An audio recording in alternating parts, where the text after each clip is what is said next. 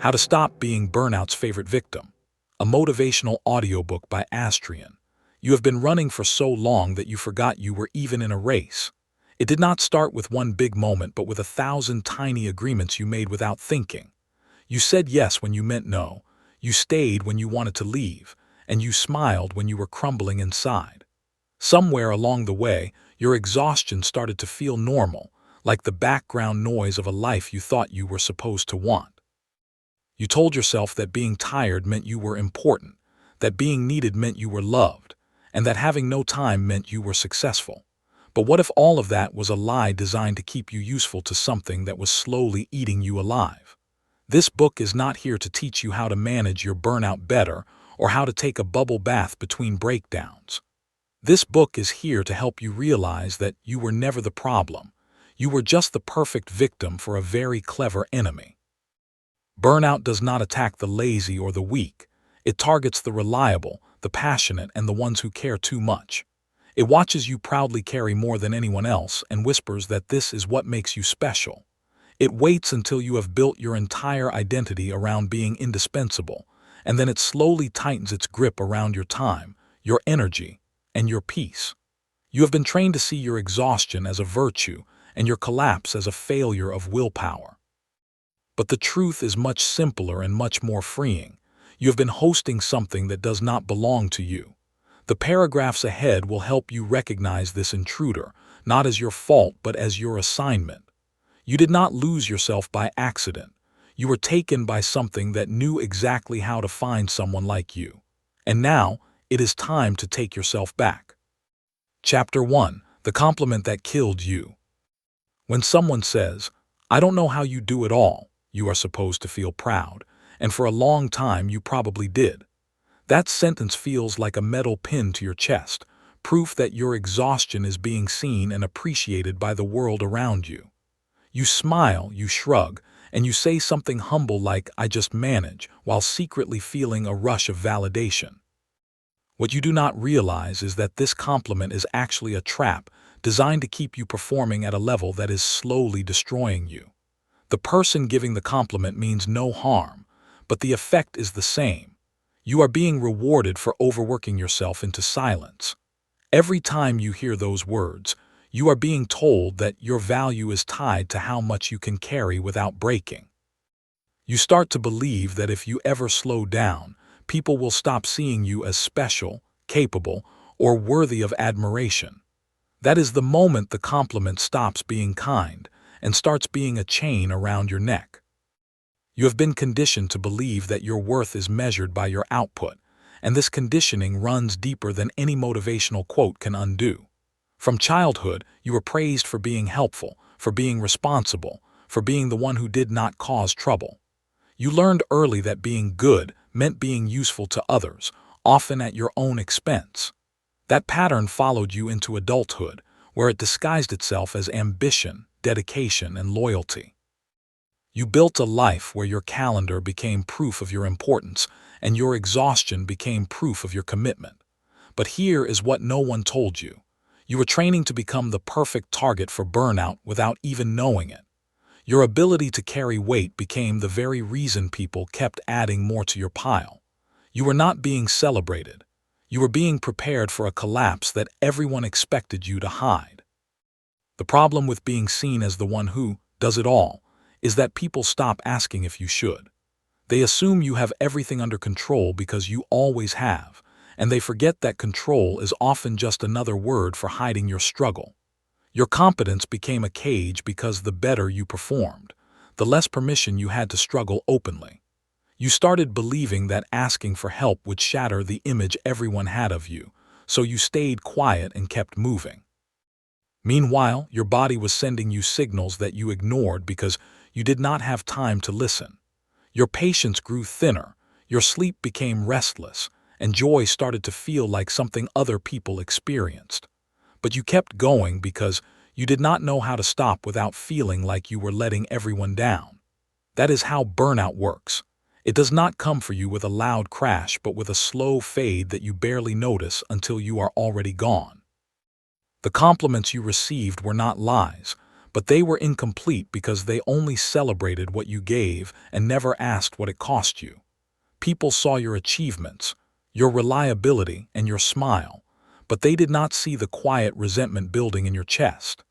They did not see the relationships you neglected because you had no energy left, or the hobbies you abandoned because they felt like waste of time. They praised the version of you that was burning out while the real you was shrinking somewhere in the background. This is why recovering from burnout is not just about resting. It is about untangling your identity from the things that exhausted you.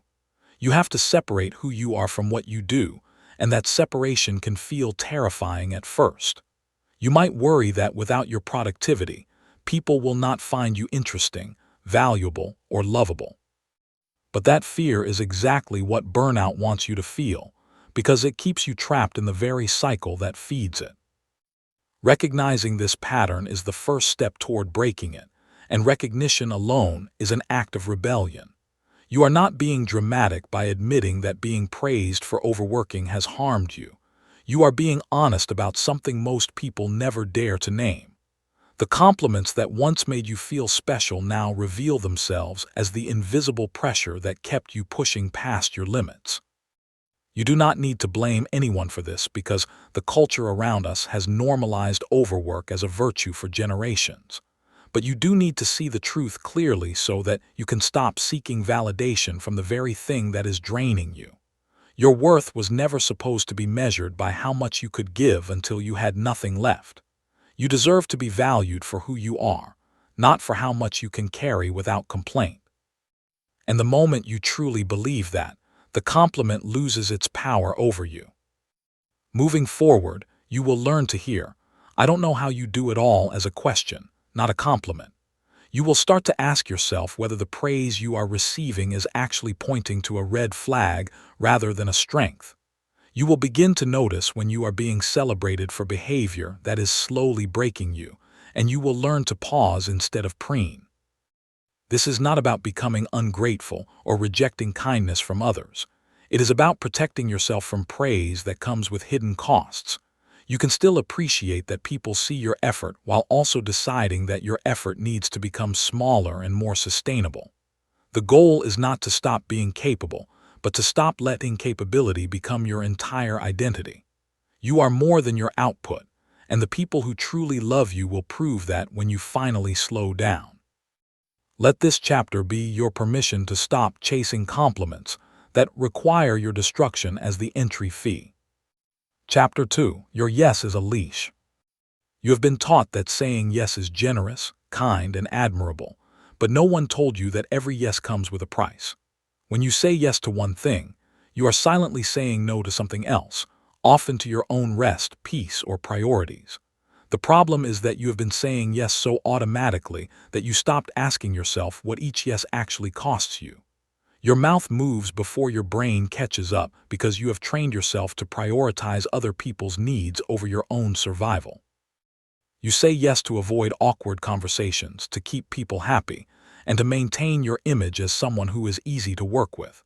But each yes wraps another string around your wrist, and before you know it, you are being pulled in 20 directions at once.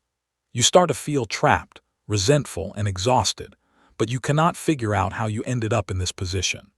The truth is that you gave away your freedom one small yes at a time, and now your own word has become the leash holding you down. The word yes feels good in the moment because it comes with immediate relief from pressure and approval from others. You avoid the discomfort of saying no, and you get to feel like a hero for swooping in to save the day one more time. But that relief is short-lived because soon after, the weight of what you agreed to settles on your shoulders. You start to dread the commitment you just made, but you feel trapped because you already gave your word. You begin to resent the people you said yes to, even though they did nothing wrong except take you at your word. This resentment builds quietly in the background, poisoning relationships and making you feel irritable and misunderstood. You start to wonder why people keep asking so much of you, but the answer is simple. You keep proving that you will say yes. Your availability became an expectation, and your willingness became something people planned on without even asking. Learning to say no is not about becoming unkind or unhelpful. It is about becoming honest about what you actually have to give. When you say yes out of guilt or pressure, you are not truly helping anyone because your yes comes with hidden resentment that will eventually surface. A yes given with exhaustion in your bones is not generosity. It is self-sacrifice disguised as kindness. People who truly care about you do not want your help if it means you will secretly hate them for asking. They would rather hear a hard no now than discover later that your yes cost you your peace. Saying no is an act of respect, both for yourself and for the person asking, because it keeps your relationships honest and sustainable. You are not responsible for managing everyone else's emergencies, and their lack of planning does not have to become your crisis. The moment you accept this, the leash around your wrist begins to loosen, and you start to feel your freedom returning.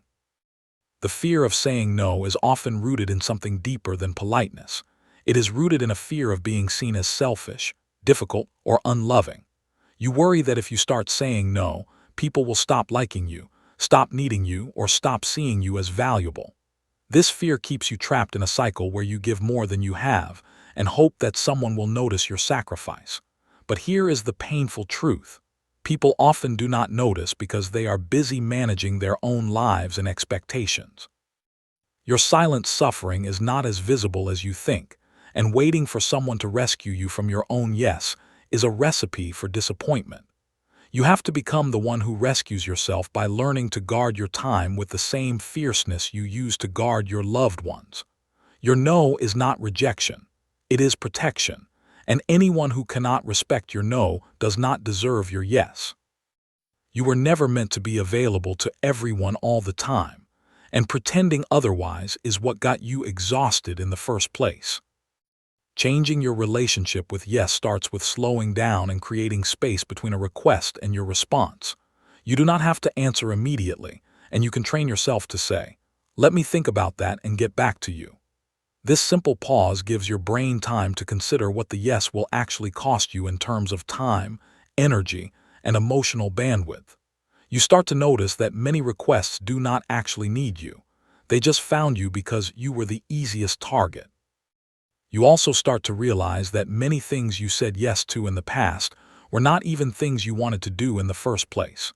You were just moving through life on autopilot, collecting obligations like stamps in a passport you never asked for. Breaking this habit feels uncomfortable at first because your brain is used to the instant reward of approval. But the discomfort is temporary, and what waits on the other side is peace you have not felt in years. Your yes becomes powerful again because you only give it when you truly mean it, and that is when your word starts to mean something again. As you practice saying no more often, you will notice that the world does not fall apart, and neither do your relationships. Some people might be surprised, and a few might even push back because they are used to your old availability. But the ones who truly care about you will adjust, and they might even respect you more for finally setting boundaries. You will start to feel a new kind of respect for yourself because you are finally treating your own time as valuable. The guilt you expected to feel will fade faster than you imagined, replaced by a quiet pride in your ability to protect yourself. You will also notice that when you do say yes, you actually have the energy to follow through with joy instead of resentment. Your yes becomes a gift again instead of a burden, and your relationships become healthier because they are built on honesty. The leash that once controlled you becomes a tool you hold in your own hands, and you decide where to go from here. Chapter 3: The Gold Medal in Suffering. There is a strange and unspoken competition happening around you, and you have been participating without even realizing it. It is the competition to see who is the most tired, the busiest, the most overwhelmed, and the most indispensable. You have heard people compare their exhaustion levels like athletes comparing medals, and you have done it yourself without thinking. You share stories of sleepless nights and skipped meals as if they are trophies proving your importance in this world. Somewhere along the way, we started believing that suffering is proof of virtue, and that the person who struggles the most must care the most. This twisted logic has turned exhaustion into a status symbol and rest into something almost shameful. You have been trained to wear your burnout like a badge of honor, not realizing that you are competing in a game with no winners. The gold medal in this competition is not glory. It is a nervous breakdown that no one will even notice because everyone else is too busy competing. The roots of this competition run deep in our culture, where busyness has become a stand-in for purpose and importance. When someone asks how you are doing, you are expected to say busy, as if that is the only acceptable answer. Saying you are well-rested or relaxed feels almost embarrassing because it suggests you are not working hard enough. You have internalized the belief that if you are not exhausted, you must not be trying, and that thought haunts you whenever you dare to rest. This belief system keeps you running on empty because stopping feels like admitting you do not care enough about your work, your family, or your life. You compare your calendar to others and feel anxious if yours looks less full because you think it means you are falling behind. You measure your worth by your to-do list, and you feel most valuable when that list seems impossible to complete. This is not ambition. This is a cultural addiction to suffering that has convinced you that pain is productive. The problem with competing over exhaustion is that it makes it impossible to ask for help or admit that you are struggling. When everyone around you is also exhausted, your own fatigue does not feel like a warning sign. It feels like normal life. You downplay your struggles because someone else always seems to have it worse, and you convince yourself that you have no right to complain. This comparison game isolates you because instead of supporting each other, you are silently measuring whose burden is heavier. You stop reaching out because you assume everyone is too busy, just like you, and your relationships become shallow exchanges of stress updates. You forget that connection is supposed to restore you, not become another item on your endless list of obligations. The gold medal you are chasing is actually keeping you separate from the very support system that could save you. You are suffering in a crowd of people who are also suffering, and somehow you all feel completely alone. Dropping out of this competition feels terrifying because you have built so much of your identity around being the one who handles everything. You worry that if you stop being the exhausted hero, people will think you are lazy or unimportant. You worry that your value in your workplace, your family, and your friendships is tied to how much you can carry. But what if your value was never about your burden, but about your presence, your wisdom, and your ability to be fully present with others? What if the people who love you would actually prefer a less exhausted version of you, even if that version does less? You have never given them the chance to know that version because you have been too busy proving your worth through exhaustion. The first step to dropping out is admitting that you no longer want to win a prize for suffering. The second step is realizing that you never had to play this game at all, and that your exit will inspire others to leave too. When you stop competing in exhaustion, you give yourself permission to rest without explanation or apology. You start to notice how much of your stress came from comparing your load to others and feeling like you had to keep up.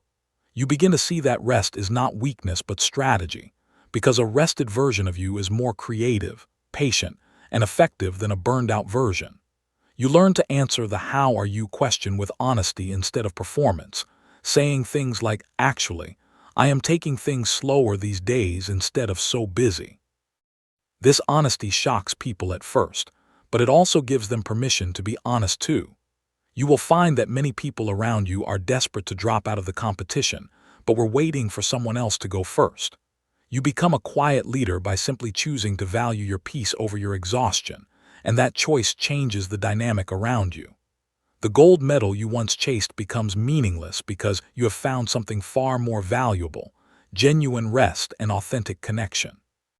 The freedom that comes from leaving this competition is deeper than you can imagine when you are still trapped inside it. You will wake up one day and realize that you no longer measure your days by how exhausted you feel at the end of them. You will notice that your relationships feel lighter because you are no longer comparing burdens or competing for sympathy. You will start to enjoy your work and your responsibilities again because they no longer feel like proof of your worth. You will have energy left at the end of the day for the people and activities that actually bring you joy instead of just recovery. You will look back at the version of you who thought exhaustion was noble and feel a mixture of compassion and disbelief. You will understand that your suffering was never what made you valuable. Your presence, your care, and your fully alive self were always enough. The gold medal was never yours to win because the prize you were chasing was actually the thing stealing your life. You are free now, and that freedom is the only reward worth having. Chapter 4: Guilt, the parasite's favorite weapon. Guilt is the tool burnout uses to keep you trapped, and it is a weapon that has been aimed at you since you were young. You have been taught that rest is something you have to earn, that relaxation is a reward for finishing everything on your list first. This means you almost never rest because your list is never finished, and guilt rushes in the moment you try to stop. You sit down to watch a show, and your brain immediately reminds you of the dishes in the sink or the emails you have not answered. You take a day off, and you spend half of it feeling anxious about what you should be doing instead. You lie in bed at night replaying conversations, wondering if you said the wrong thing or did not do enough for someone else.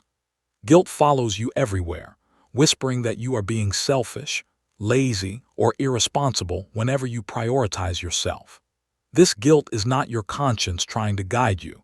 It is the parasite's most effective weapon, and it has been working perfectly for years.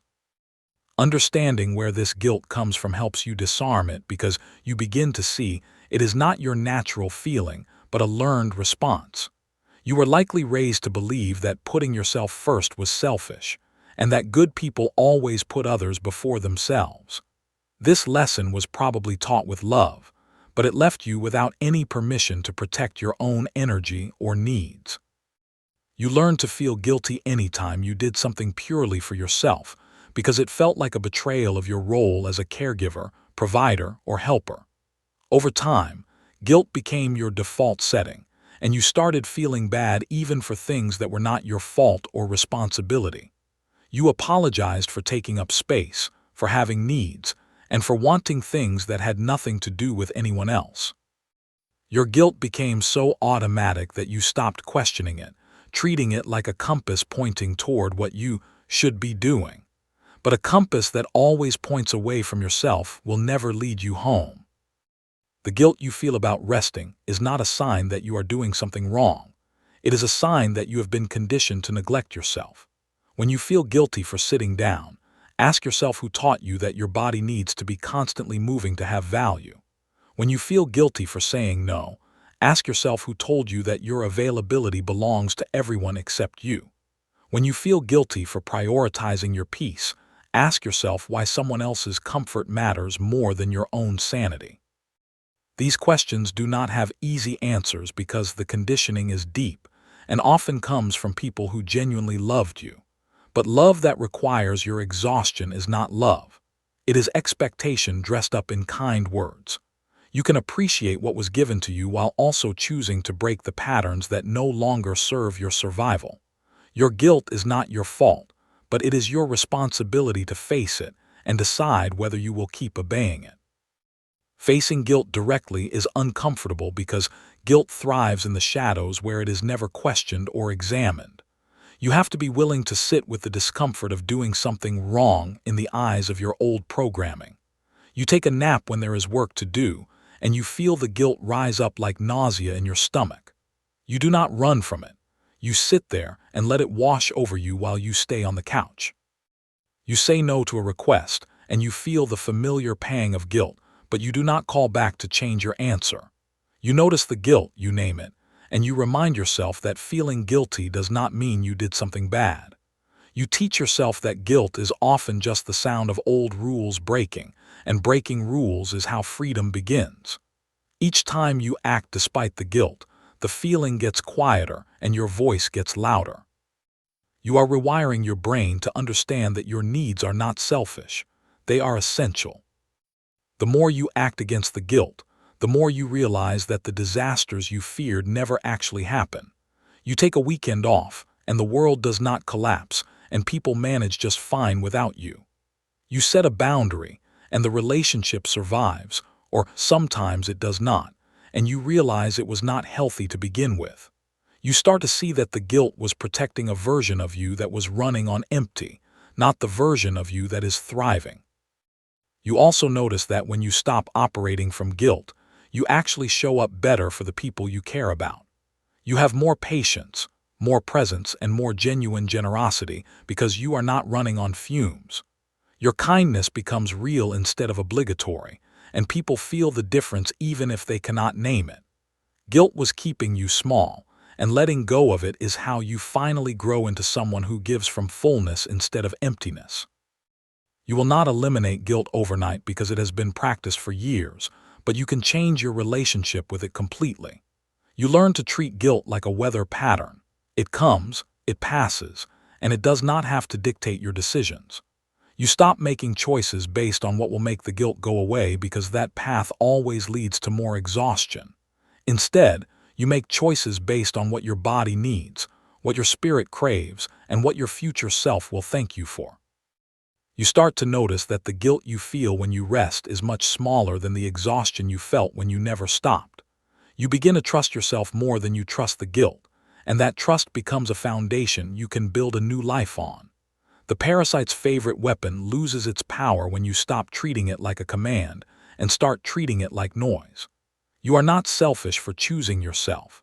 You are finally acting like someone who believes they deserve to be whole. Chapter 5. Becoming Unavailable. There is a radical power in becoming unavailable, and it is a power that burnout has worked hard to keep from you. Being available all the time made you feel important, but it also made you easy to use, easy to interrupt, and easy to drain. You train people to expect immediate responses, immediate help, and immediate access to your time and energy without any barriers. Now you have to untrain them, and more importantly, you have to untrain yourself. Becoming unavailable does not mean you disappear from the world or stop caring about the people in your life. It means you stop being the default option for everyone else's emergencies, requests, and last-minute needs. It means you start treating your own time as something precious that requires permission, not something free that anyone can take. You are not being rude. You are finally acting like your life belongs to you, and that changes everything about how people interact with you. The first step to becoming unavailable is to stop answering immediately, and this small change sends a powerful message to everyone around you. You do not need to respond to texts within minutes, and you do not need to pick up every call that comes through. You let notifications sit while you finish what you are doing, and you train your nervous system to stop panicking at the sight of a message. People will adapt to your new response time, and the ones who matter will understand that you are not ignoring them but protecting your focus. You also start to notice how many requests were simply convenient for the other person and had nothing to do with urgency or importance. Your delayed response acts as a filter, and many problems solve themselves before you even have to get involved. You reclaim hours of your week simply by not being instantly available to every ping, buzz, and ring. This is not about being cold. It is about being intentional with the attention that burnout has been stealing from you.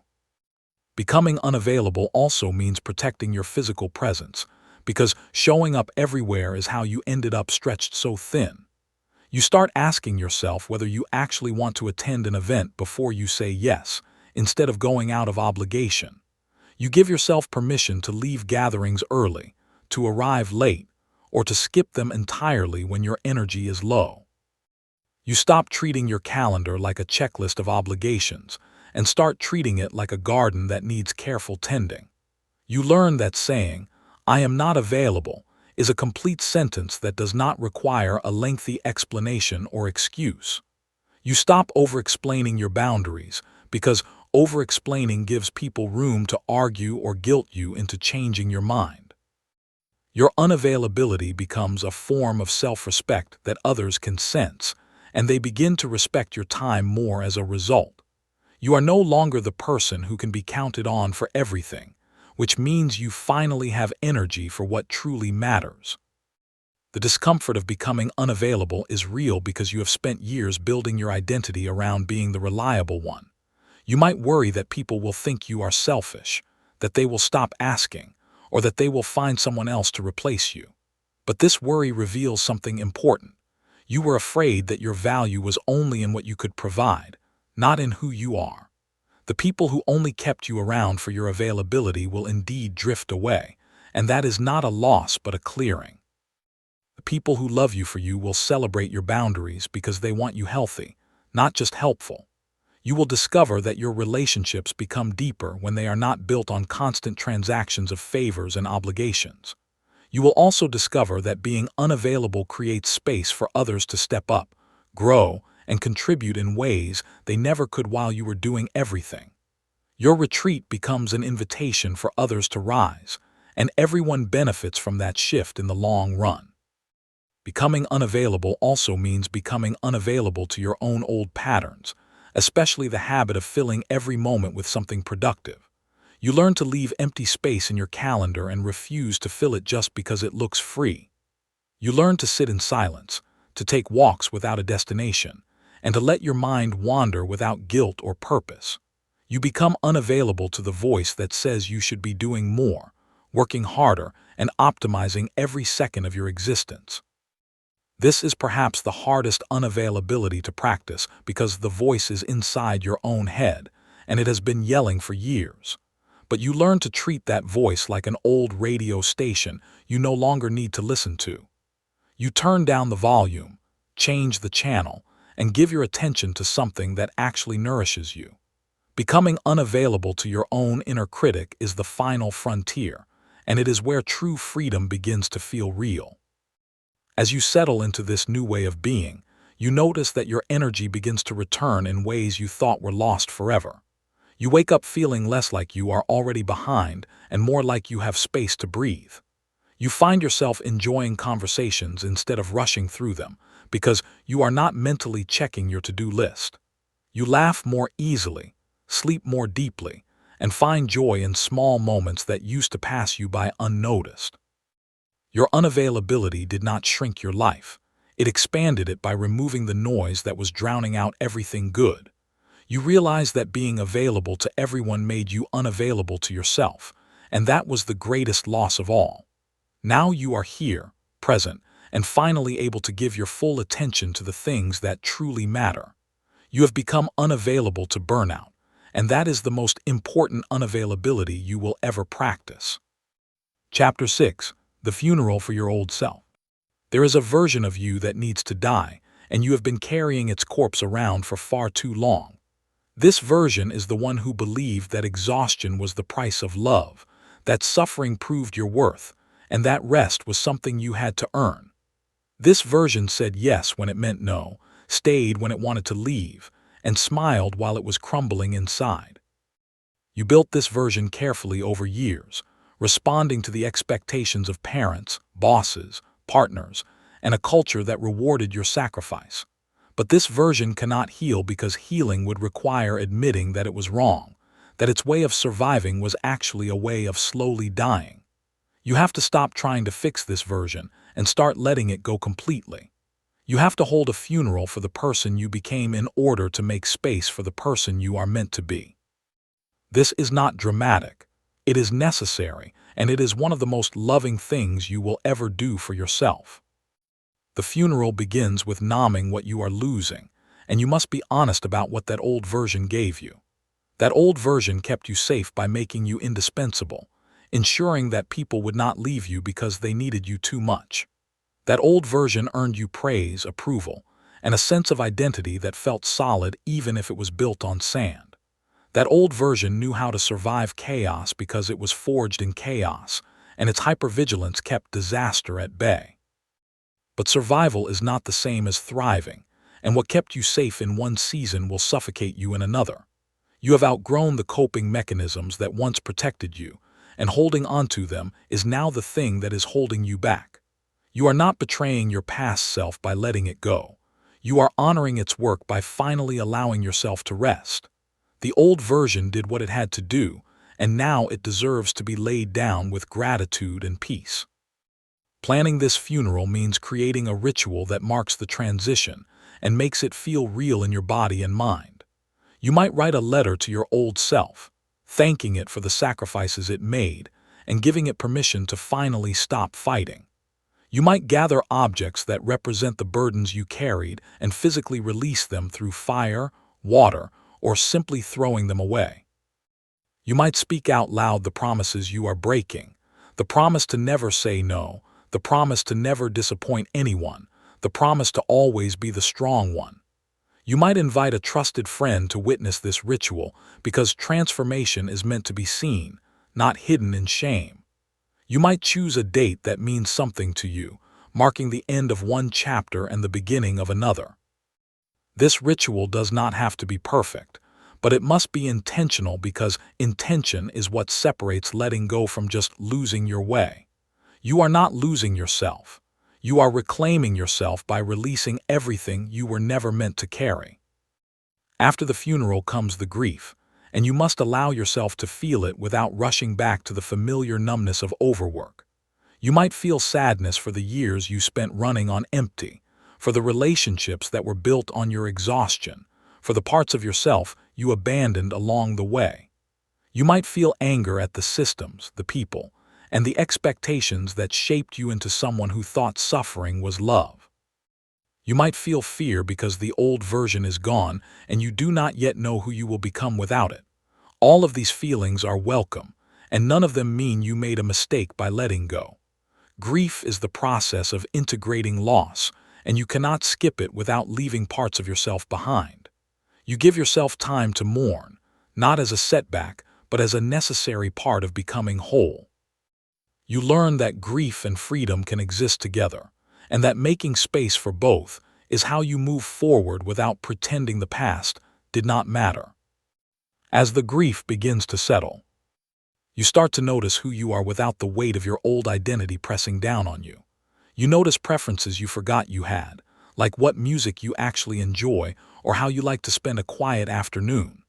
You notice emotions that were buried under exhaustion, like excitement, curiosity, and a quiet hope you thought you had lost forever. You notice that you have more energy not because you are doing less, but because you are no longer fighting yourself while you do it. You notice that relationships feel different because you are showing up as a whole person, not as a service provider wrapped in human skin.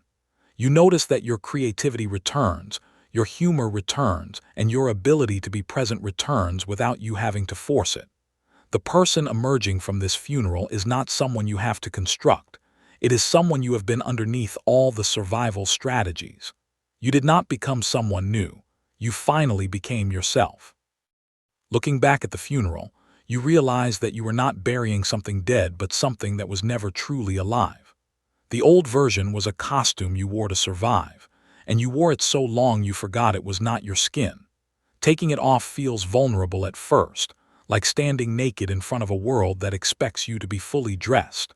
But you quickly discover that vulnerability is not weakness. It is the foundation of authenticity, and authenticity is where real connection lives. You start to attract people who love the real you because you are no longer hiding behind the exhausting performance of being everything to everyone. You start to make choices that align with who you actually are, not who you were trained to be. The funeral was not an ending. It was the beginning of a life where you get to decide who you become. And that is the most exciting thing you have ever been given. Chapter 7: Starving the Beast. Burnout is not just a feeling. It is something that feeds on specific behaviors, and if you understand what it eats, you can starve it. The beast thrives on three main foods: people-pleasing, perfectionism, and panic.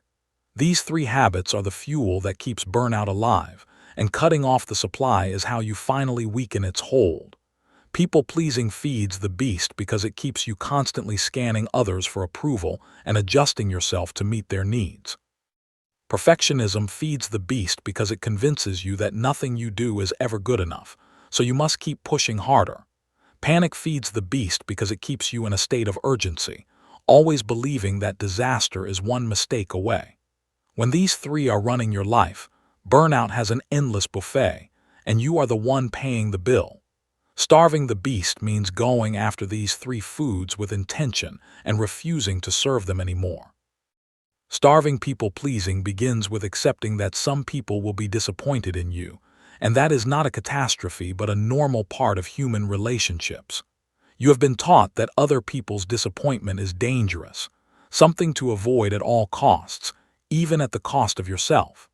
But disappointment is just a feeling, and feelings do not destroy relationships. Dishonesty and resentment are what actually destroy relationships. When you say yes to avoid disappointing someone, you are storing up resentment that will eventually poison your connection with that person. When you finally snap or withdraw, the disappointment you were trying to avoid becomes far worse than if you had been honest from the start. You learn to let people feel their feelings without rushing in to rescue them, because their feelings are their responsibility, not yours. You start to ask yourself whether you are saying yes because you want to or because you are afraid of what will happen if you do not. This simple question cuts through the people-pleasing fog and reveals the truth that the beast has been hiding from you. Starving perfectionism requires you to embrace what feels terrifying, doing things badly on purpose sometimes. Perfectionism convinces you that if something is not done perfectly, it is not worth doing, or worse, that you are not worth anything. This keeps you trapped in cycles of overworking, overthinking, and never feeling finished because perfection is an illusion that moves further away each time you chase it. You have to deliberately lower the bar and let yourself produce work, meals, homes, and relationships that are simply good enough. You send the email without reading it 10 times, and you notice that no one criticizes you or even notices the typo you were panicking about. You serve a simple meal without making it fancy, and you realize that the people around you are just happy to share time with you. You let a project be complete without being perfect, and you discover that done is infinitely better than perfect because done gives you your life back. Perfectionism was never about excellence. It was about control, and letting go of control is how you starve the beast. Starving panic is about retraining your nervous system to understand that most emergencies are not actually emergencies at all. Panic lives in the space between what is happening and what you imagine could happen, and your imagination has been working overtime for years. You have trained yourself to treat every request like a fire that needs immediate extinguishing, keeping your stress hormones elevated at all times. This constant state of urgency exhausts your body and mind, leaving you unable to think clearly or prioritize what truly matters. You start to insert pauses between stimulus and response, asking yourself whether this thing needs to happen now or if it can wait until tomorrow. You learn to distinguish between genuine emergencies and the manufactured urgency that comes from other people's poor planning or anxiety. You protect your nervous system by turning off notifications, refusing to be on call 24/7, and reminding yourself that you are not responsible for saving everyone. The beast cannot survive without panic, and your calm becomes its starvation. As you starve these 3 foods, you will notice that the beast grows weaker, but it does not disappear quietly or quickly. It will try to convince you that people are angry with you when you stop pleasing them, even when they are not. It will whisper that your work is embarrassing when you let go of perfection, even when it is perfectly fine. It will send waves of anxiety when you refuse to panic, insisting that disaster is right around the corner if you relax. You must expect these reactions and recognize them for what they are, the death throes of something that has been feeding on you for years. You do not fight these feelings. You acknowledge them and choose to act differently anyway. Each time you choose your own peace over pleasing, good enough over perfect, and calm over panic, the beast loses another meal. Eventually, it becomes too weak to control you, and you become the one in charge of your own energy and life. The freedom that comes from starving the beast is unlike anything you have experienced because it is freedom from yourself, not just from external pressures. You stop being your own worst enemy, the one who demanded more than anyone else ever asked of you. You start to experience what it feels like to do something because you want to, not because you are driven by fear of failure or rejection. You discover that you are capable of great work without destroying yourself in the process, and that sustainable effort actually produces better results. You learn that people still love you when you are not perfect, and some of them even prefer the more relaxed version of you. You begin to trust yourself to handle life without the constant overdrive that used to be your only mode. The beast that once ruled your days becomes a memory, a reminder of who you used to be before you learned to starve it. You are not surviving anymore. You are living, and that is the most radical thing you have ever done. Chapter 8: Boundaries that sound like you. Boundaries have been sold to you as something harsh, something that sounds like a corporate memo or a robot reciting rules. You have been given scripts that feel nothing like you, phrases that make you cringe because they sound cold, rehearsed, and completely unnatural. This is why you have struggled to set boundaries in the past, because you were trying to become someone else to protect yourself. But boundaries do not have to sound like a textbook. They can sound like you, with your humor, your warmth, and your unique voice. The most effective boundaries are the ones that feel authentic, because authenticity is harder to argue with than any perfectly worded script. You do not need to become a different person to protect your peace. You just need to learn how to say what is already true for you. Your boundaries should sound like you because they are coming from you, and that is what makes them powerful. When your boundaries sound like you, they stop feeling like a burden and start feeling like an extension of who you are. The first step to finding your boundary voice is to notice what you actually want and need, not what you think you should want or need. You have spent so long focused on other people's needs that you might not even know what your own preferences feel like anymore. You start paying attention to your body because your body knows the truth before your brain catches up. You notice the tightening in your chest when someone asks for something you do not want to give, and you start to trust that signal. You notice the relief you feel when a plan gets canceled, and you honor that relief instead of pretending you were excited to go. You start to build a vocabulary for your needs that is simple and honest, using words that actually feel comfortable in your mouth. You practice saying things like, "That does not work for me," or "I need to sit this one out," without adding apologies or over-explaining. Your needs are not demands. They are information, and sharing that information is how you let people know how to love you well. Your boundaries can be funny, and humor is one of the most disarming tools you have for protecting your space without creating tension. You can say, "I would love to help, but my calendar looks like a clown car exploded, so I am going to have to pass this time." You can say, "I am currently accepting 0 new commitments while I recover from my last round of being a hero." You can say, "I am not available for that, but I'm available to cheer loudly for you from my couch." Humor softens the boundary without weakening it, and it reminds people that you are still the same warm person you have always been. You do not have to become serious and stern to be taken seriously. You just have to be clear and consistent. Your humor also helps you because it keeps you from taking every boundary conversation so heavily that you exhaust yourself before you even say the words. Boundaries that sound like you are boundaries you can actually maintain because they do not require you to perform a role. You are just being yourself, and that is more than enough. Sometimes your boundaries will sound sad, and that is okay too because sadness is a real and honest emotion that deserves space. You can say, "I am really sad that I cannot make it, but I am not able to be there this time." You can say, "I love you, and I also need some time to myself right now," and both things are true. You do not have to pretend to be okay when you are not, and pretending is actually a form of people-pleasing that drains you.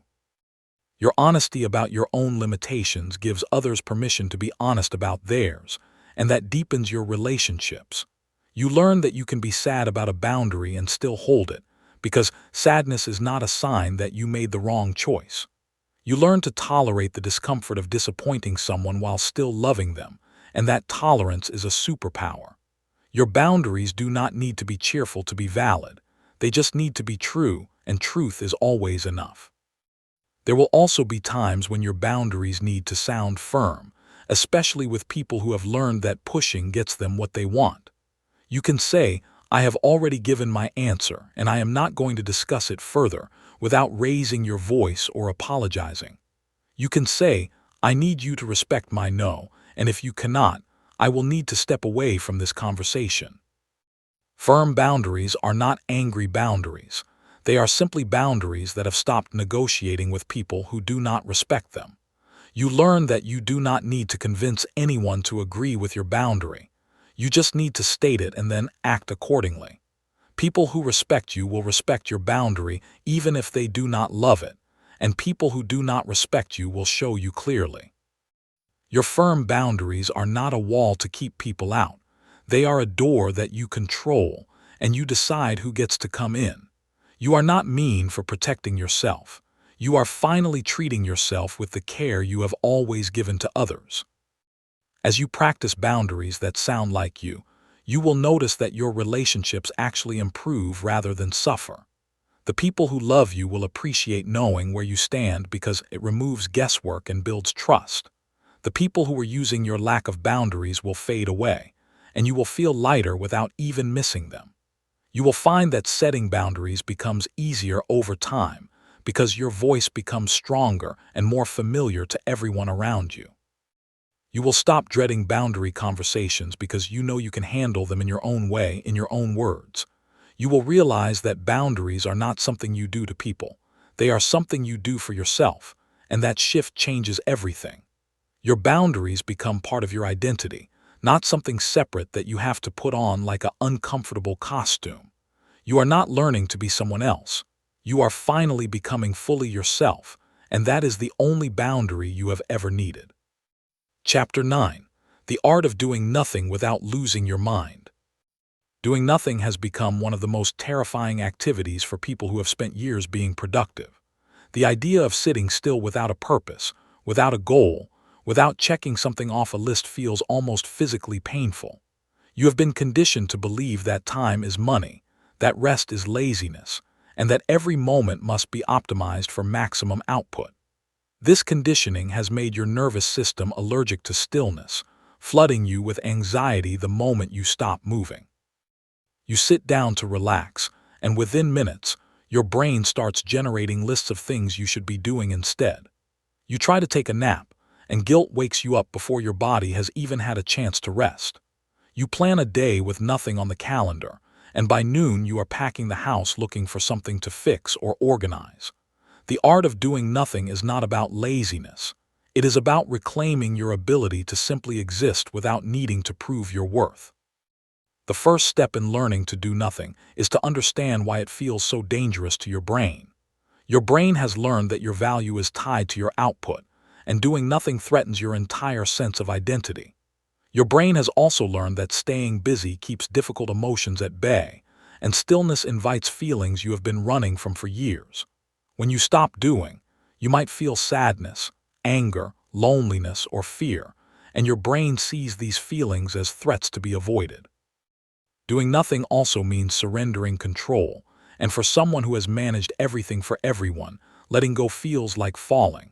You have to teach your brain that stillness is not a threat but a return to your natural state of being. You start small, with just 5 minutes of sitting without any agenda, letting the discomfort rise without immediately running from it. You notice that the discomfort does not kill you, and slowly, your brain starts to learn that stillness is safe. Doing nothing is a skill that requires practice, and like any skill, you will be terrible at it at first. Your first attempts will be filled with fidgeting, checking your phone, and mentally creating to-do lists that you can jump up and complete. You will feel ridiculous, wasteful, and maybe even a little ashamed that you cannot just sit still like a normal person. This is normal, and it does not mean you are broken. It means you have a lot of unlearning to do. You keep practicing, not waiting until you feel ready because you will never feel ready. You set a timer for 10 minutes, put your phone in another room, and sit in a chair with nothing but your own company. You let your mind wander, you let yourself get bored, and you let yourself stay there without rescuing yourself with productivity. Each time you complete a session of doing nothing, you prove to yourself that you can exist without performing, and that proof becomes stronger with repetition. The magic of doing nothing is what happens in the spaces between the thoughts, the moments when your mind finally stops churning. In those moments, creativity bubbles up from places you forgot existed, and solutions to problems appear without you forcing them. Your body releases tension it has been holding for years because it finally believes you are safe enough to let go. Your emotions surface gently, and you find yourself crying without knowing why, releasing grief you never had time to feel. You start to hear your own voice again, the one that was drowned out by the noise of constant doing and pleasing and achieving. You begin to remember what you actually enjoy. Not what you think you should enjoy or what looks good on a profile.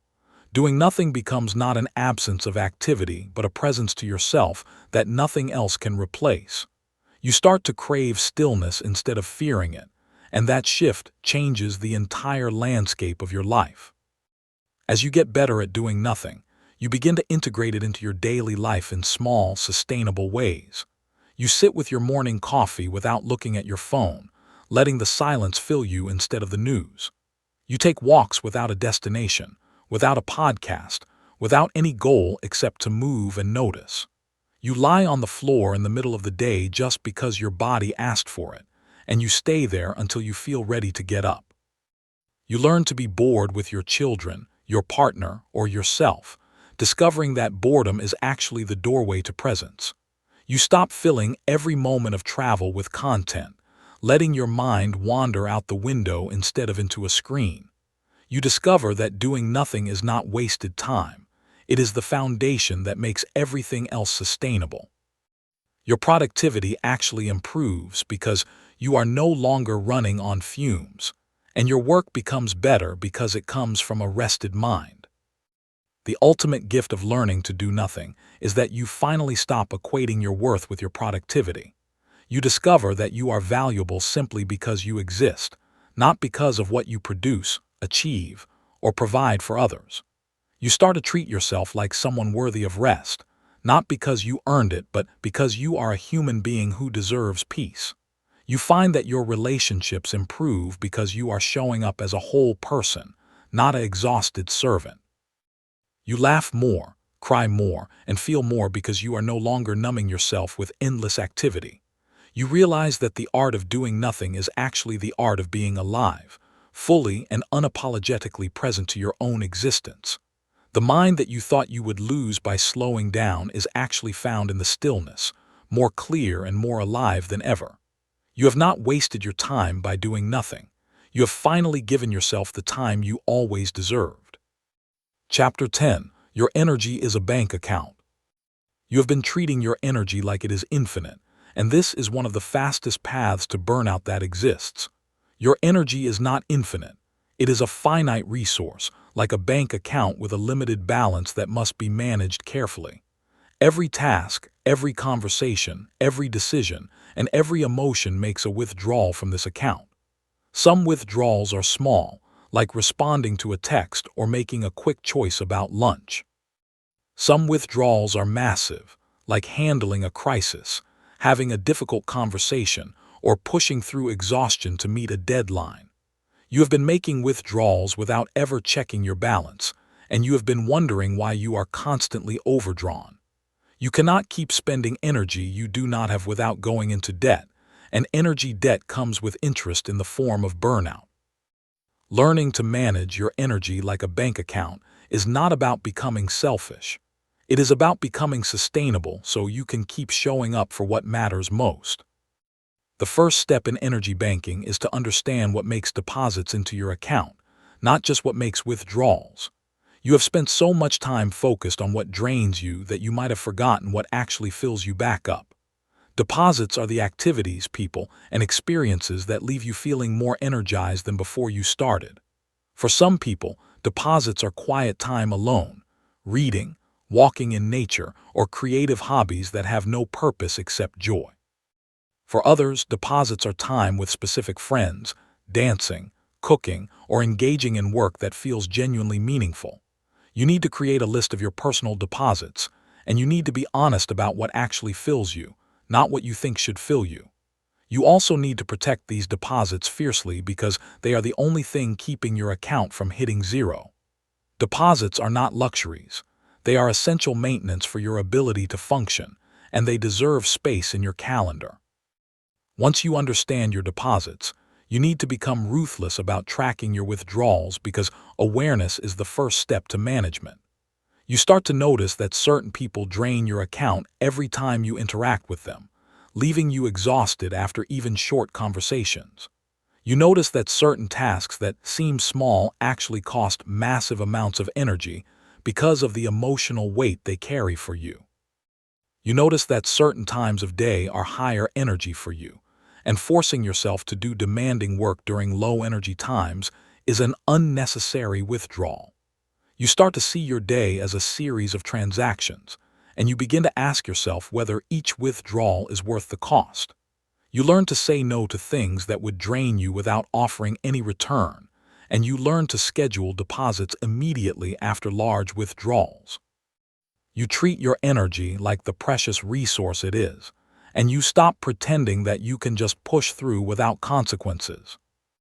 One of the most important concepts in energy banking is the idea that you cannot borrow your way out of debt. You have been borrowing energy from tomorrow, next week, and next month, telling yourself you will rest when things calm down. But things never calm down because you keep borrowing against a future that never arrives, and the interest keeps compounding. You work late tonight, telling yourself you will rest on the weekend, but the weekend comes and you are too exhausted to actually recharge. You push through a vacation, telling yourself you will rest when you get back, but you return more depleted than when you left. Energy debt is real, and it shows up as chronic fatigue, irritability, illness, and eventually the complete shutdown we call burnout. The only way out of energy debt is to stop borrowing and start making deposits, even when it feels like you cannot afford the time. You have to treat rest like a non-negotiable payment, not a luxury you will get to when everything else is done. Managing your energy bank account also means recognizing that some withdrawals are investments, not just expenses. There are things in life that cost energy in the short term but return massive deposits in the long term. Exercise costs energy while you are doing it but returns energy in the form of better sleep, mood, and overall capacity. Hard conversations cost energy in the moment but can remove chronic drains that have been leaking from your account for years. Learning new skills costs energy up front, but can make future tasks more efficient and less draining. You learn to distinguish between withdrawals that are simply draining and withdrawals that are investments in your future capacity. You also learn that you can only make so many investments at once, and trying to invest in everything means you have nothing left for daily life. You become strategic about where you spend your energy, treating it like the most valuable currency you have because it is. As you become more skilled at energy banking, you notice that your capacity actually increases because you are no longer operating from deficit. When your account has a healthy balance, you have energy to spare for unexpected withdrawals without collapsing. You have energy to show up for the people you love because you are not running on empty and resenting every request. You have energy for your own goals and dreams because you are not spending everything just to survive the day. You start to feel like yourself again, the version of you who had curiosity, creativity, and joy before exhaustion took over. You realize that managing your energy is not about limitation but about liberation, because a full account gives you choices that an empty one never can. You are no longer a victim of your own energy. You are the steward of it, and you decide where it goes. Your energy is your life, and treating it like a bank account is how you finally stop going broke. Chapter 11. The Power of Being a Little Selfish. Selfishness has been presented to you as the ultimate sin, the opposite of everything good, kind, and worthy of love. You were taught that good people put others first, that love means sacrifice, and that wanting things for yourself is greedy and shameful. This teaching has left you with a deep fear of being seen as selfish, a fear that controls your choices without you even realizing it. You give when you want to keep, you stay when you want to leave, and you smile when you want to scream, all to avoid being called selfish. But here is the truth that will set you free. The selfishness you have been avoiding is actually the key to your survival. Being a little selfish is not about hurting others. It is about refusing to hurt yourself in order to please them. You cannot give from an empty well, and pretending you can is not generosity. It is self-destruction dressed up as virtue.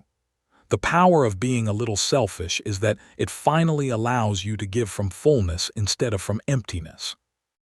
Redefining selfishness starts with understanding the difference between harmful selfishness and healthy self-prioritization. Harmful selfishness takes from others without regard for their well-being, using people for personal gain without giving back. Healthy self-prioritization ensures that you have enough energy, time, and resources to be your best self before you give to others.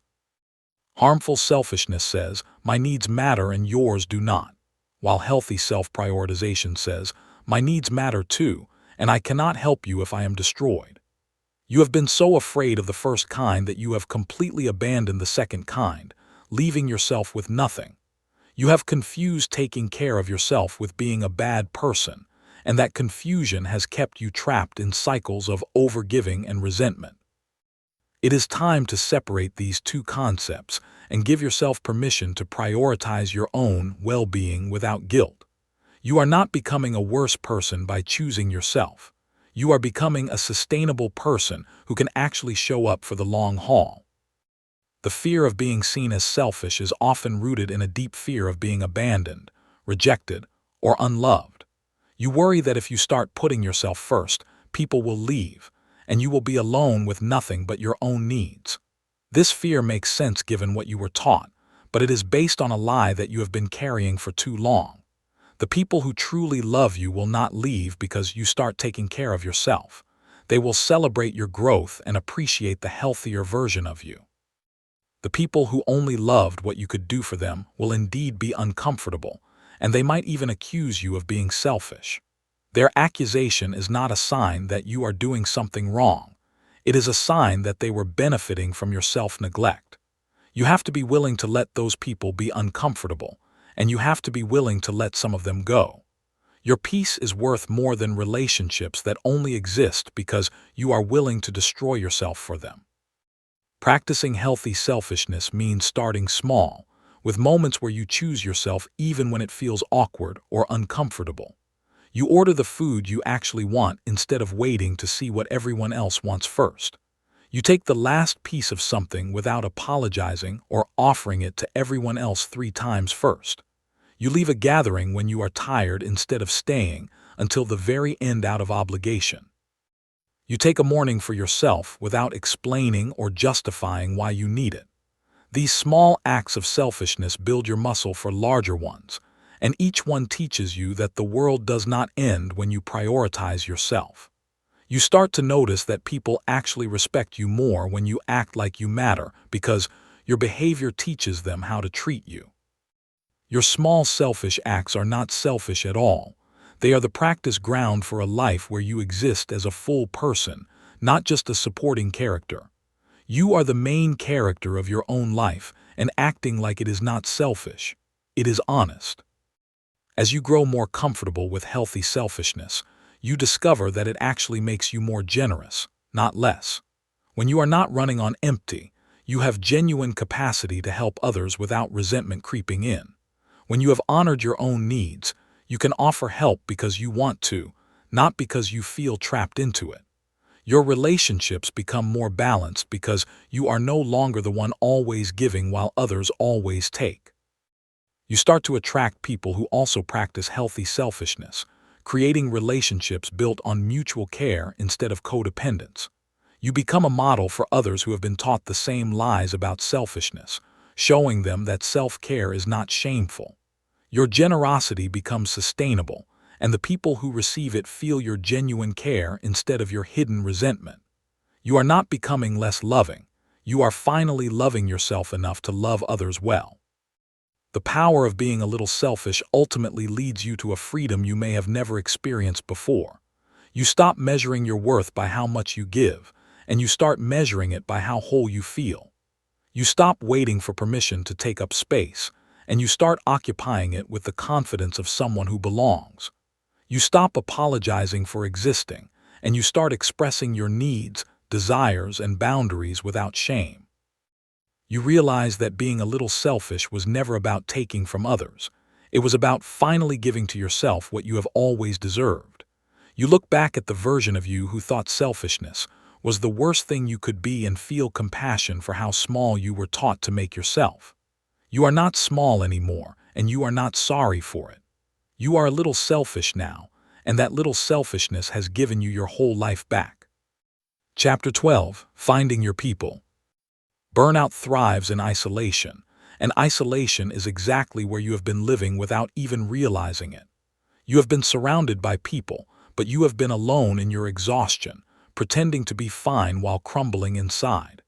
You have been performing wellness for everyone around you, never letting anyone see how close you are to breaking. This performance is exhausting in itself, and it keeps you separate from the very connection that could save you. You have convinced yourself that no one would understand, that your struggles are too much to share, or that you would be burdening others with your problems. But the truth is that you cannot heal in isolation, and you cannot recover from burnout alone. You need people who see you, who know you, and who can hold space for you when you have nothing left to give. Finding your people is not a luxury. It is essential medicine for a soul that has been running on empty. The first step in finding your people is to stop pretending, because you cannot find authentic connection while wearing a mask. You have to start letting people see the real you, the tired you, the struggling you, even when it feels terrifying. You have to risk being seen as weak, messy, or flawed because that is the only way to know who will love the real you. You start by telling one person the truth about how exhausted you really are, and you watch how they respond. Some people will change the subject, offer unsolicited advice, or make you feel like you are complaining too much. Those are not your people, and they have just shown you who they are, which is valuable information. Other people will lean in, ask questions, and share their own struggles, creating a space where honesty is welcome. Those are your people, and you hold on to them like the lifelines they are. Finding your people also means being willing to let go of relationships that are keeping you trapped in burnout. You have relationships that are based entirely on what you do for the other person, and these relationships are energy drains, not energy sources. You have relationships where you are the listener, the fixer, the supporter, but you never receive the same in return. You have relationships that feel like obligations, where showing up fills you with dread rather than anticipation. Letting these relationships go feels cruel at first, but holding on to them is actually crueler to yourself. You do not have to announce a dramatic breakup. You can simply stop being so available and see what happens. Some relationships will fade naturally when you stop overfunctioning, and that fading is a gift of space. You are not losing people. You are making room for people who will actually see and support you. Building your circle of people means being intentional about who you spend your time with, treating your social energy like the precious resource it is. You start to seek out people who are also committed to breaking the cycle of burnout, people who value rest and authenticity over performance. You look for people who do not compete over who is more exhausted, who do not expect you to be available 24/7, and who celebrate your boundaries instead of pushing against them. You find these people in unexpected places, in support groups, in classes, in online communities, or even in your existing circles once you start being honest. You invest time in these relationships not as another obligation, but as nourishment for your own recovery. You show up for them when you can, and you let them show up for you when you cannot. You build a web of mutual support that catches you when you fall and reminds you that you are not alone. Your people will not be perfect, and you should not expect them to be because you are not perfect either. They will sometimes say the wrong thing, misunderstand your needs, or be unavailable when you need them. What makes them your people is not perfection but willingness. Willingness to try, to learn, to apologize, and to keep showing up. They are the ones who do not run away when you are honest about your struggles, who do not make your pain about themselves. They are the ones who can sit with you in silence when words are too much, who can laugh with you when laughter is the only medicine. They are the ones who remind you of who you are when you have forgotten, who hold hope for you when you have none left. Finding your people is not about finding a perfect tribe. It is about finding imperfect humans who choose to walk with you. And walking together is how you all get free. As you build your circle, you become part of something larger than yourself, something that protects you from the isolation burnout needs to survive. You start to have people you can call when you feel yourself slipping, people who will remind you of your boundaries when you are about to break them. You have people who will celebrate your rest instead of questioning it, who will join you in doing nothing instead of asking what you are producing. You have people who will hold you accountable to your recovery, not by shamming you but by loving you back to yourself. You become that person for others too, and in giving support you find more strength than you ever had alone. Your people become your mirror, reflecting back the version of you that is whole, worthy, and deserving of rest. You are no longer isolated, and without isolation, burnout loses its strongest weapon. You have found your people, and together, you are unburnable. Chapter 13. The relapse is part of the journey. You will slip, and this is not a failure but a necessary part of learning how to stay free. You have spent years training yourself to overwork, to people please, to strive for perfection, and to live in constant panic. These patterns are deeply wired into your brain and body, and they will not disappear overnight because you read a book. You will have days where you say yes when you meant no, where you work through exhaustion, where you let guilt drive your choices. You will have weeks where you forget everything you learned and fall back into the familiar arms of burnout. When this happens, your first instinct will be to shame yourself, to believe that you failed, that you are weak, that you will never change. But shame is the enemy of progress, and beating yourself up will only push you further back into the patterns you are trying to escape.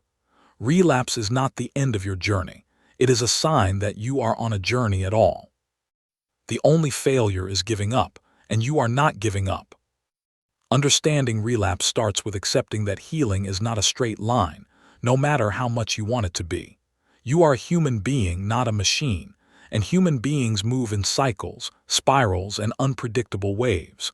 You will have breakthroughs that feel like you are finally free, followed by setbacks that make you question everything. This pattern is normal, and it does not mean your progress was fake or that you are broken. Each time you relapse, you are actually learning something about your patterns that you could not have learned otherwise. You learn what triggers your old behaviors, what circumstances make it harder to hold your boundaries, and what support you need to stay on track. Relapse is not starting over from zero. It is picking up from where you left off with more wisdom than you had before. You are not back at square one.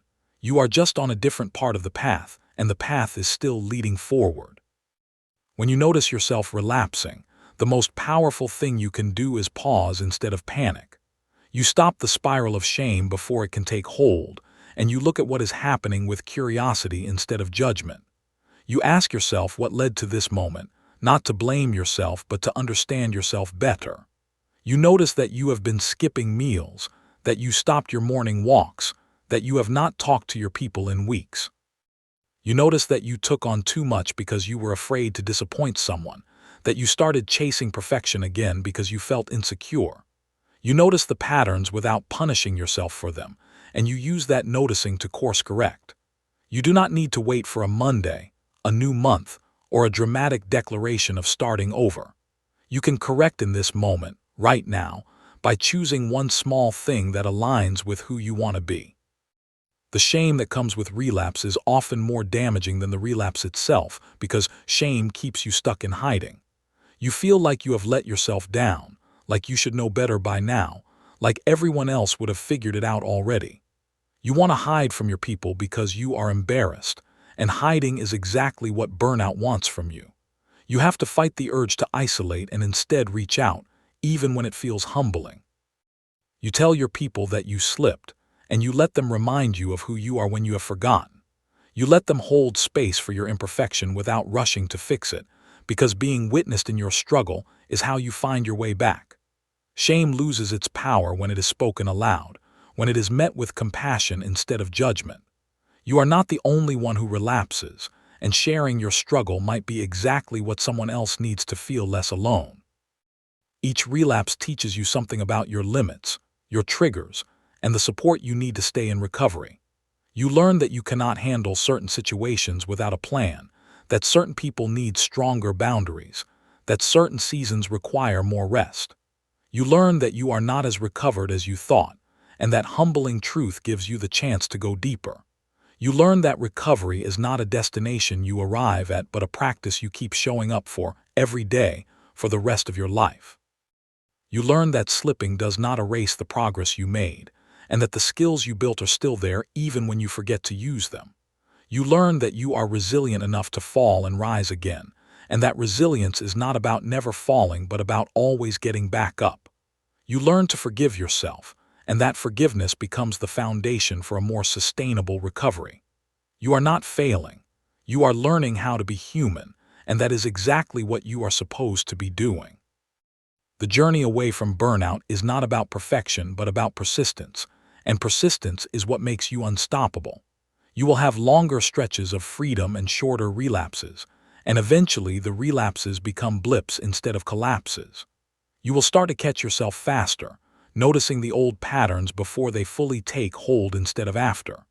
You will build a toolkit of practices that bring you back to yourself, and using that toolkit becomes as natural as breathing. You will look back at your relapses not with shame but with gratitude for what they taught you about yourself. You will realize that the version of you who relapses is the same version who is committed to recovery, and that commitment is what matters. You are not the person who burned out. You are the person who keeps choosing to come back to yourself, again and again. And that choosing, over and over, is the most powerful thing you will ever do. Chapter 14. Redefining success on your own terms. You have been chasing a version of success that was never designed for your well-being, and it is time to build your own definition. The world taught you that success means more money, more titles, more recognition, and a calendar so full you never have to sit with yourself. It taught you that success requires sacrifice, that rest is for people who have given up, and that enough is never enough. You chased this success because you thought it would make you happy, but instead it made you exhausted, hollow, and far from yourself.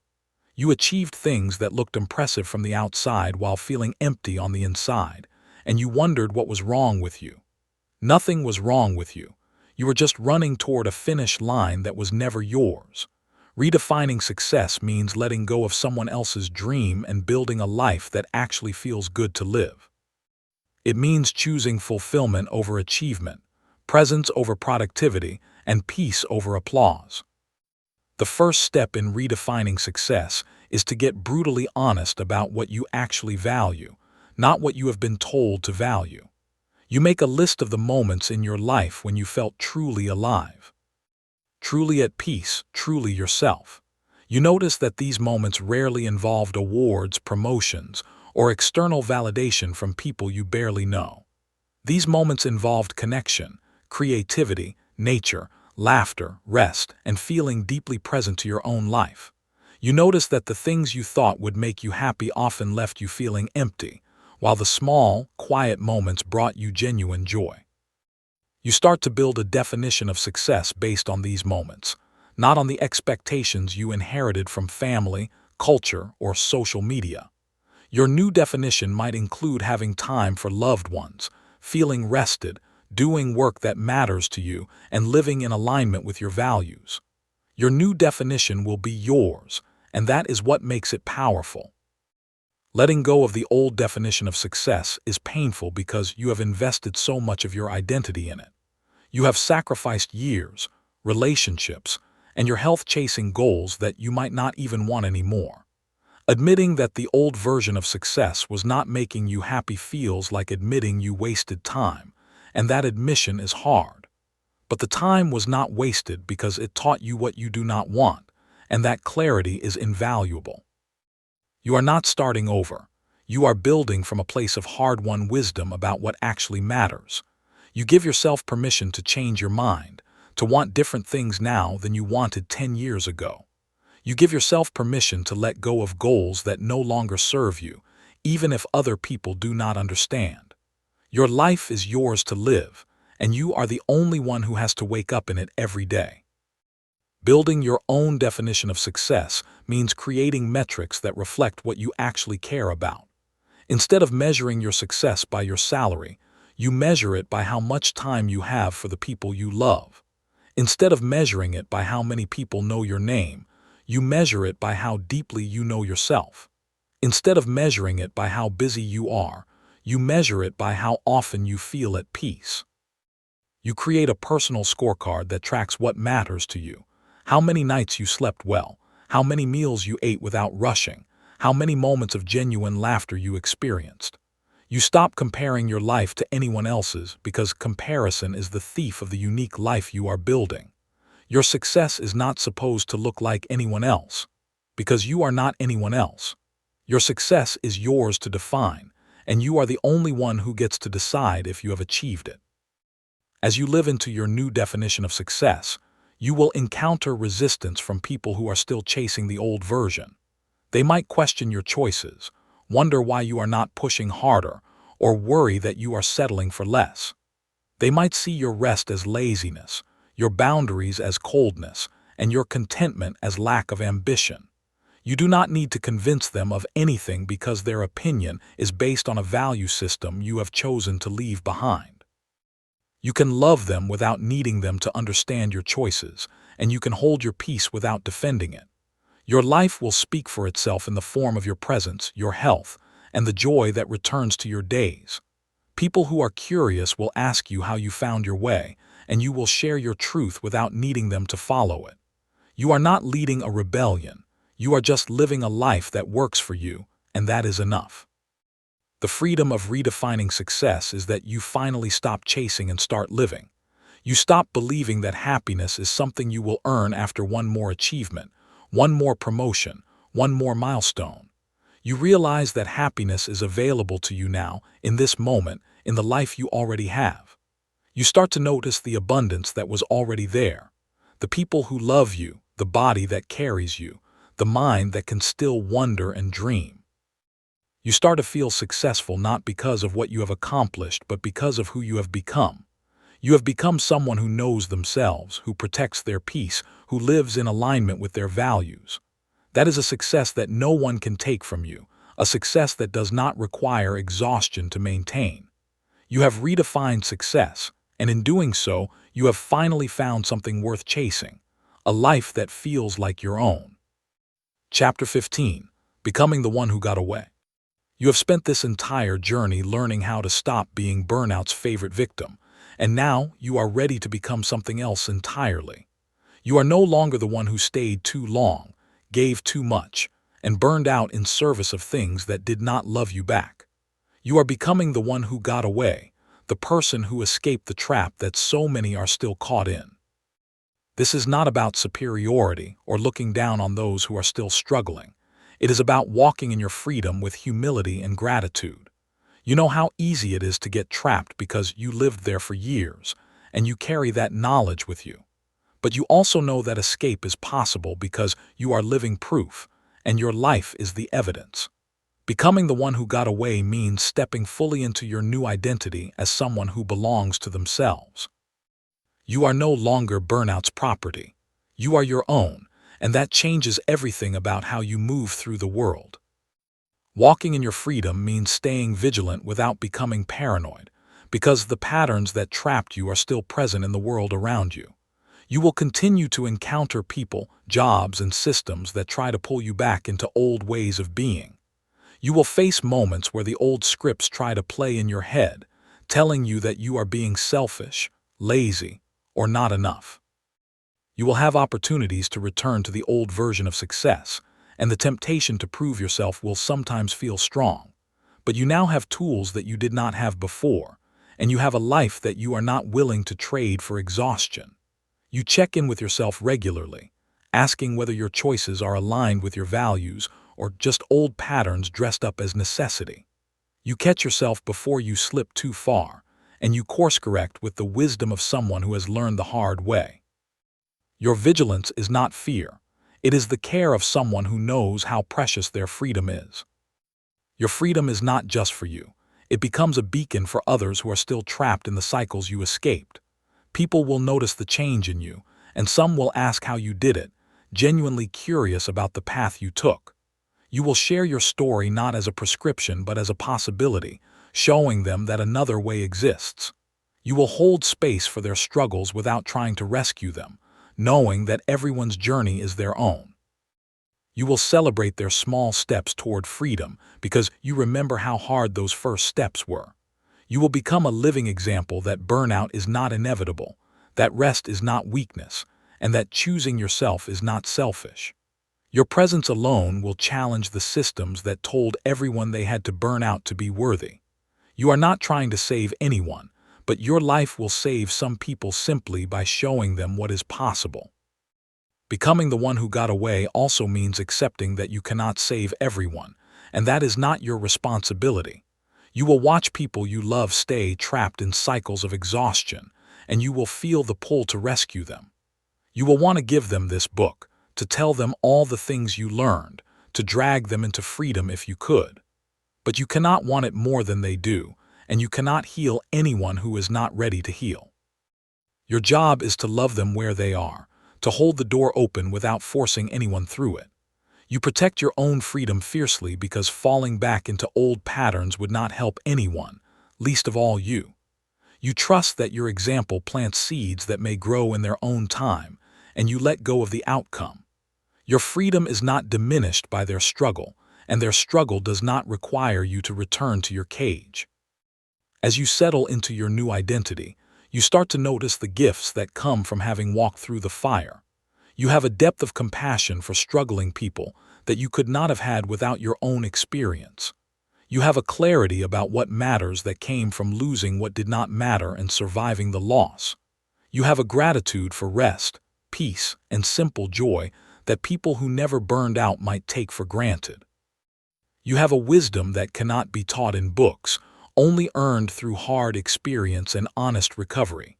You have a strength that is not about pushing through but about knowing when to stop, when to rest, and when to let go. You have become someone who can be trusted with their own life. And that trust is the foundation of everything good that follows. You are not the same person who started this journey, and you are grateful for the person you have become. You are now the one who got away, and your story does not end with escape, but with what you build in your freedom. You build a life that is sustainable, where rest is woven into the fabric of your days instead of being an afterthought. You build relationships that are reciprocal, where you give and receive in equal measure without keeping score. You build work that fits into your life instead of consuming it, where your contribution matters without requiring your destruction. You build a sense of self that is not dependent on what you produce, what you achieve, or what anyone thinks of you. You build peace that stays with you even when the world around you is chaotic because you have anchored yourself in something deeper. You are not waiting to be rescued. You are living a life that you do not need to escape from. You got away, and now you are home. Conclusion: you were never meant to run on empty. You came to this book believing that you were the problem, that your exhaustion was your fault, that you simply did not have what it takes to keep up. You believed that burnout was something you failed to prevent, something that happened because you were not strong enough, smart enough, or disciplined enough. But now you know the truth. You were never the problem. You were the target, the host, the perfect victim for a system that rewards exhaustion and calls it virtue. You were taught to give until you had nothing left, to treat your body like a machine, and to measure your worth by how much you could produce. You were never meant to run on empty, and the fact that you tried so hard for so long is not a sign of weakness but of incredible strength.